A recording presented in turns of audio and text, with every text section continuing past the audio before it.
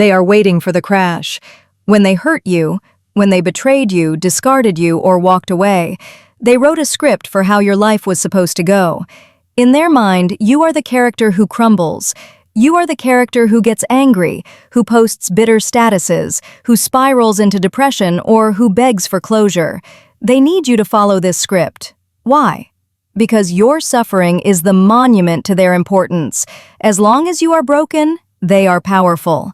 They are watching you right now, from the sidelines or from the shadows, waiting for the inevitable collapse that validates their ego. But there is one thing they do not expect, one deviation from the script that their psychology is completely unequipped to handle.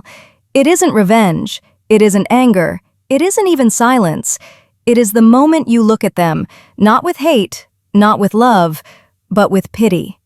It is the moment they realize that their worst action against you didn't destroy you, it unlocked you. Today, I am going to teach you how to engineer the psychological break, not in yourself, but in them. This is the strategy of the sovereign's ascent.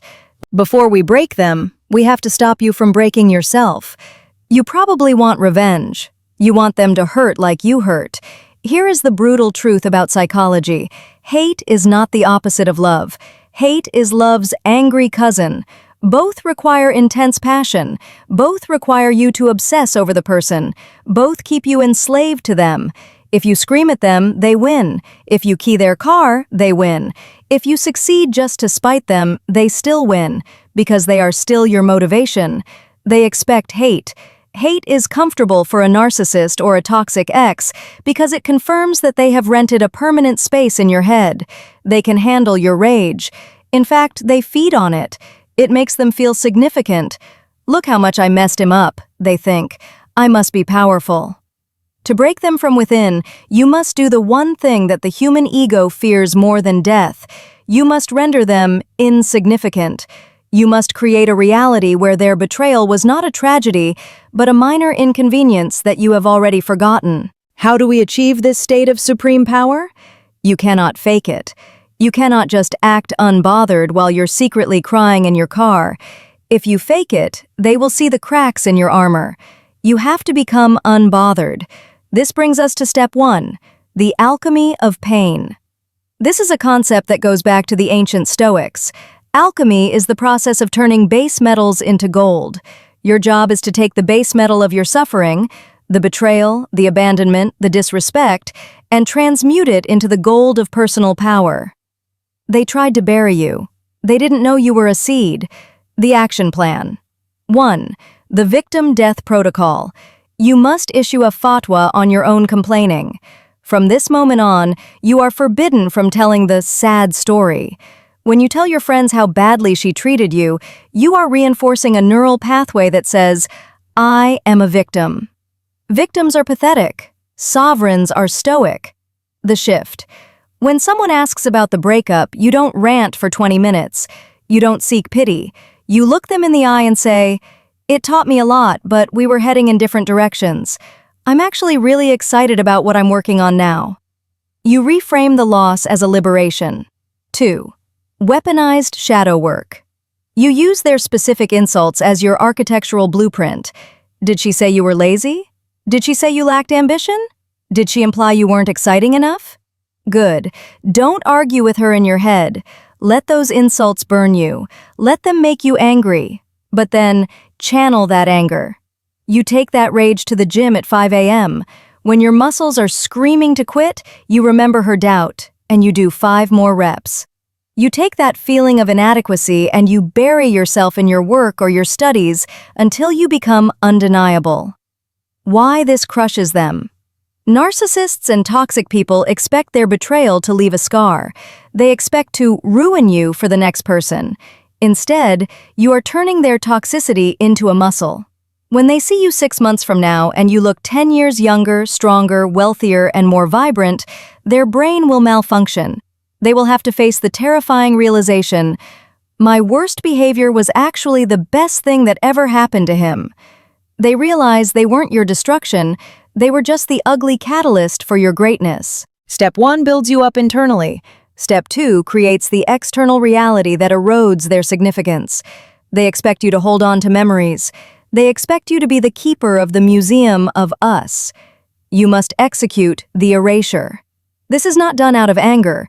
Anger is impulsive and reactive. This is done out of cleaning.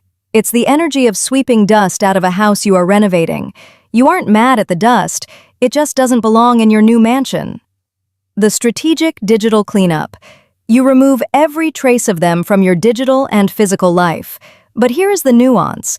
Do not block them unless they are harassing you. Blocking creates a barrier, and barriers show emotion. It shows you are affected. Instead, you execute the silent removal.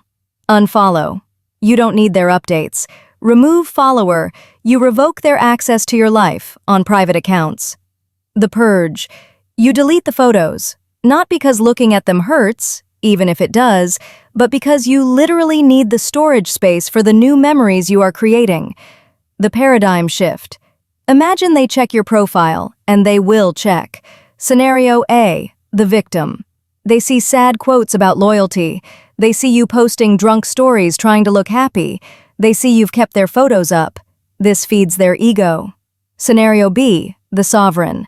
They see a curated feed of your new life where they simply don't exist.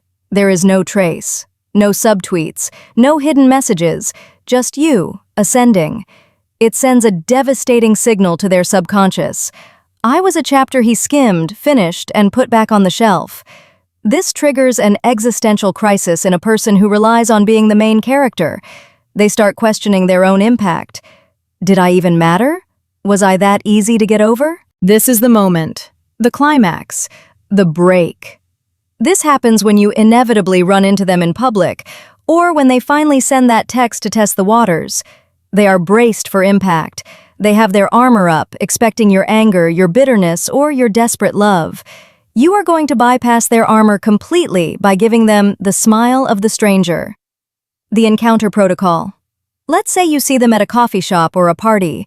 You lock eyes. Do not look away quickly. Submission. Do not scowl. Anger. You smile. Gently. Vaguely. It's the same polite, detached smile you give to a child who dropped their ice cream, or a neighbor you barely know. It is a smile of benevolent pity. The dialogue. They approach you. Her. Hey, it's been a while. You look different. How are you? You. Cheerfully, lightly, with zero heaviness. I've been great. Incredible, actually. Life has been really good to me lately. How have you been? Keeping out of trouble? The subtext. Notice the tone. You treat them like an old acquaintance from high school you can barely place. You are polite but completely detached. There is no heaviness. There is no we. You check your watch, not because you are nervous and want to escape, but because you genuinely have somewhere better to be. Then, you end the interaction first. You. Hey, it was great catching up for a second. I've got to run though, I'm meeting some friends. Take care of yourself. And you walk away. And you don't look back. Why this breaks them from within? This interaction shatters them because it confirms level 100 indifference. If you were angry, they would know they still have power over you. If you were cold and ignored them, they would know you are still hurt. But by being nice, vague, and rushed, you communicate that they are insignificant. You communicate that they are a tiny, cute little memory from a past life that you have completely outgrown. You communicate that you are happy without them. They will go home and stare at the ceiling. They will replay your smile. They will look for the pain in your eyes and they won't find it. They will realize they are nothing to you. And that void, that emptiness where their importance used to be, that is what breaks them. What they least expect is not that you will survive. It's that you will ascend so high that you can look down at them and feel nothing but a mild, distant wish for their well-being. That is the ultimate victory. It is the victory of the sovereign. You don't break them to be cruel. You break the hold they have on you, and the byproduct is their collapse. Stop trying to win their game. Create a new game where they aren't even qualified to play. Now, tell me, are you ready to let go of the anger and step into the ascent? Comment, I am sovereign below. Let the world know you are done being a character in their script. Like, subscribe, and share this with a brother who needs to remember who he is. Ascend. I'll see you at the top.